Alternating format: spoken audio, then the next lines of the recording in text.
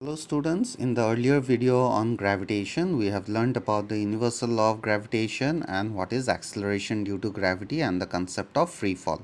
So after all those discussion, in this video we'll be discussing about the concept of mass and weight and the difference between universal gravitational constant and acceleration due to gravity. So first let us have a discussion on the differences between capital G and small g. So capital G, it indicates what? It indicates universal gravitational constant, whereas small g, it indicates acceleration due to gravity. The next point of difference is value of g is constant throughout the universe, and anywhere you go in the universe, the value of capital G will remain the same, whereas value of small g, that is acceleration due to gravity, it differs from place to place. Third point of difference is value of capital G, which is a constant value. It is 6.7 into 10 to the power minus 11 Newton meter square per kg square, whereas the value of G, which will vary from place to place, on Earth its value is 9.8 meter per second square, and it varies on other bodies as well as it also varies at different places on Earth.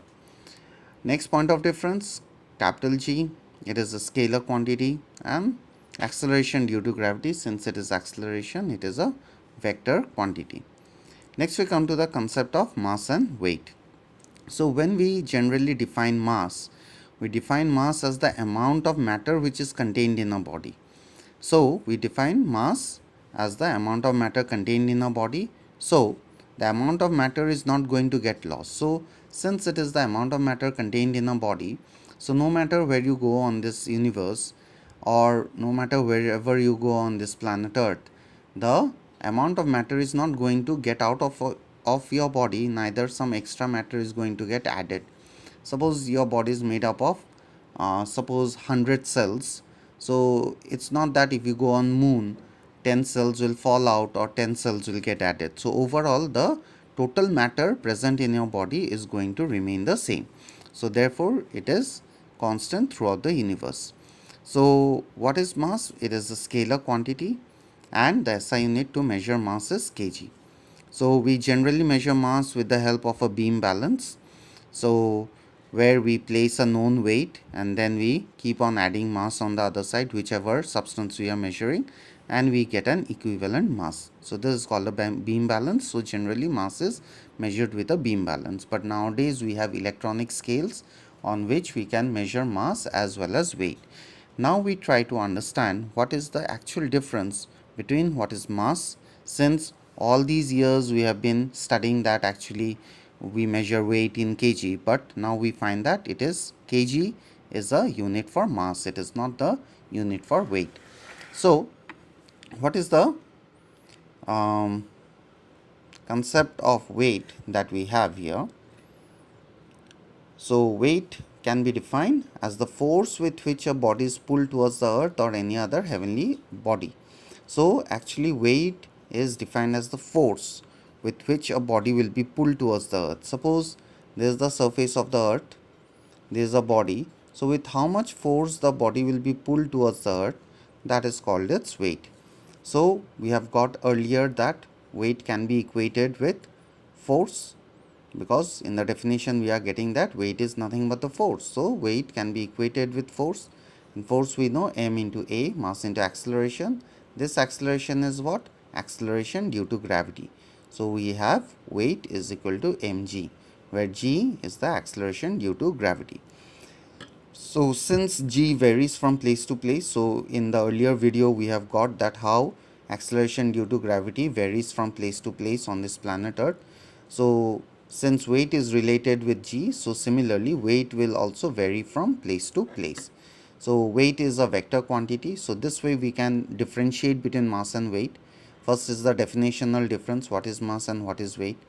Next is mass is a scalar quantity, weight is a vector quantity. Next difference can be the SI unit. SI unit of mass is kg, SI unit of weight will be Newton, and since it is we are measuring the force. So weight is generally measured with a spring balance. We cannot measure weight with a beam balance. So suppose there is a spring balance and a spring balance can be graduated or can be marked in such a way with the help of which you can measure the mass also as well as the weight also. So normally if the mass is 1 kg, so the acceleration due to gravity on planet Earth is 9.8, which is approximately 10 meter per second square. So 1 into 10, it will become 10 Newton. So 1 kg is equivalent to 10 Newton. So on this scale, we are getting the arrow. This will give us the weight and this will give us the mass. Similarly, if the mass is 2 kg, so 2 into 10, so that will give us 20 Newton. So with the help of spring balance, we can measure the your weight of a body. So how the weight varies from place to place, we will try to understand it with the help of acceleration due to gravity. So in the earlier video I explained to you that acceleration due to gravity at the equator is less because the distance is more, so acceleration due to gravity is less. So weight, since acceleration due to gravity at the equator is less, so weight at the equator will also be less because weight and acceleration due to gravity are directly proportional. Here I have written weight is equal to mg, m is constant, so weight is proportional to g. So more will be the g, more will be the weight, less will be the g, lesser will be the weight. And due to lesser distance, acceleration due to gravity at the pole is more, so weight of a body at the pole is also more. So if you go to the pole, your weight will be more. If you come down to the equator, your weight will become less. Similarly with height, so on the surface of the earth, acceleration due to gravity is maximum. With height, the acceleration due to gravity decreases. So acceleration due to gravity at the radius of the earth, that means on the surface, is more, so weight on the surface of the earth will be more. As you keep on going up above the surface of the earth, your weight will keep on reducing. So what is the relationship between weight of body on earth and on moon? So weight on earth, so we know that this ratio we have already got before, that ratio of acceleration due to gravity on earth and acceleration due to gravity on moon is 6:1. So from here, if I take gm this side and 1 this side, ge is equal to 6 gm. That means acceleration due to gravity on earth is 6 times acceleration due to gravity on moon.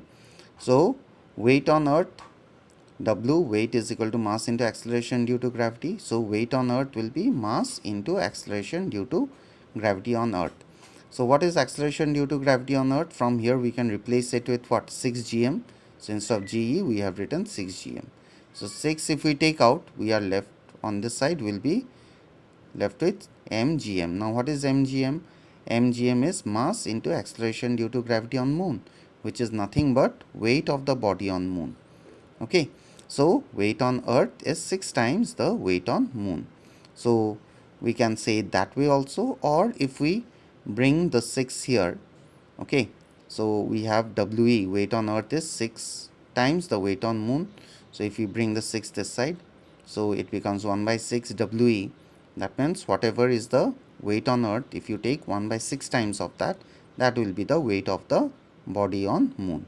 So weight on body on moon is 1/6 times the weight of a body on earth. So that is the relationship between weight of body on earth and weight of a body on moon. So mass remains same, but the weight will keep on changing. So this is the overall concept of weight and mass. In the next video, we'll be discussing about pressure and thrust.